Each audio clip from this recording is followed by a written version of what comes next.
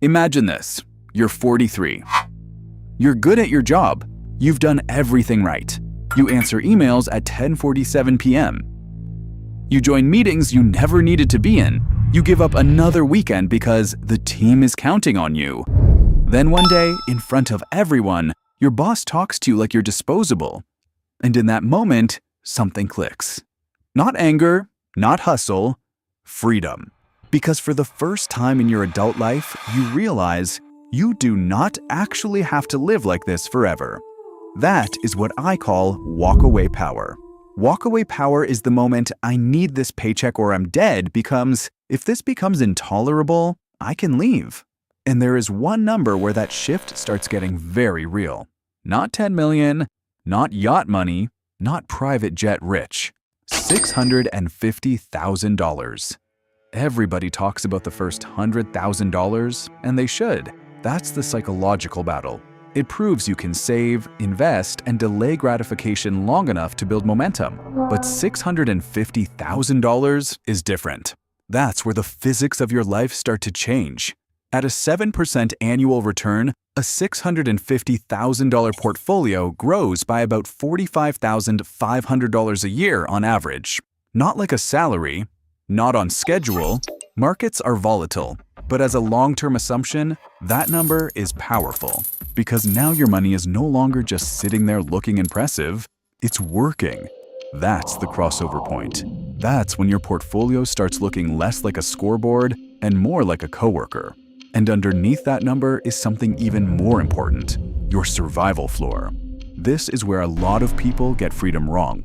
They think freedom means funding some luxury lifestyle forever. It doesn't. Freedom starts when you have enough to cover the basics long enough to make decisions from strength instead of panic. Using a conservative 4% withdrawal framework, $650,000 can support about $26,000 a year. That is not glamorous. It is not luxury, but it can cover a stripped-down version of life in a lot of situations.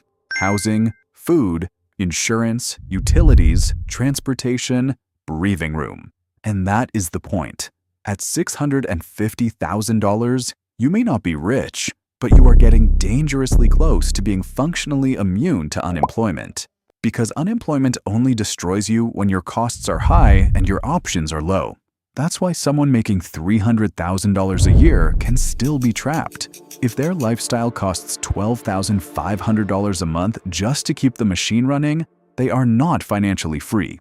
They are carrying an expensive cage. My nicer cage is still a cage. Meanwhile, the quiet person with the smaller apartment, the older car, the boring index funds, and the lower status lifestyle may have something infinitely more valuable.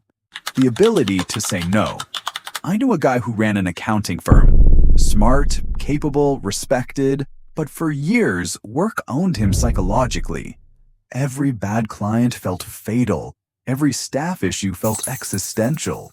Every dip in the economy felt personal. Then he crossed roughly, isn't $600,000 invested? And the strange part is, he didn't quit. He didn't retire. He didn't vanish to a beach.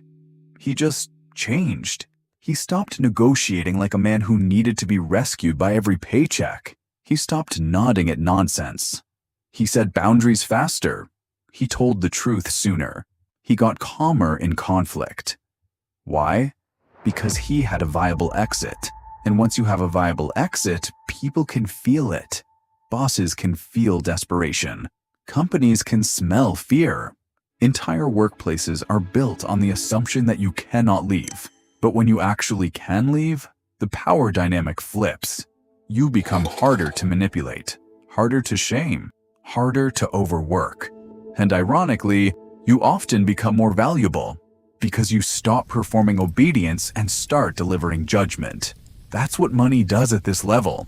Not status, not luxury, not ego. Options.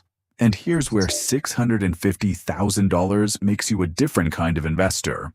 A dangerous one. Because when the market drops 20%, your account balance will hurt. Your $650,000 becomes something closer to $520,000 on paper. But if you've built real walkaway power, You don't react like someone financially cornered. You don't confuse volatility with death. You don't liquidate your future because panic told you to. You stay calm. You keep earning if you want to. You keep investing if you can.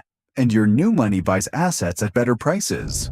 That mindset matters just as much as the number itself, because a lot of people get close to freedom and still lose the psychological war. They panic in a downturn and sell the very assets that were supposed to buy their independence. That's why the bridge bucket matters. A bridge bucket is just cash, or very safe assets, set aside so you don't have to sell stocks at the worst possible moment. It buys time. It buys calm. It buys rational behavior when everybody else is losing theirs. Because freedom is not just having assets. Freedom is structuring those assets so you can behave intelligently under stress. So no, $650,000 is not the finish line. It is something more important. It is the beginning of non-desperation. It is the point where your money starts working hard enough that you no longer have to say yes to everything. It is the point where a layoff becomes inconvenient instead of catastrophic. It is the point where you stop polishing the golden anchors, the luxury car, the oversized house, the lifestyle creep, the prestige theater, and start buying back your ability to breathe. Because the truth is simple. Wealth is income minus ego. The more ego your lifestyle requires, the more money it takes just to keep pretending you're free. So maybe the goal is not to become the richest person in the room. Maybe the goal is to become the person who can leave the room. That is the real retirement nobody talks about. Not the one where you stop working forever, the one where you stop being ownable. And if you can get to $650,000 with consistency, not brilliance, not perfect timing, not lottery ticket returns, just consistency, you may discover that freedom shows up long before the world gives you permission to call yourself rich. That's the escape plan.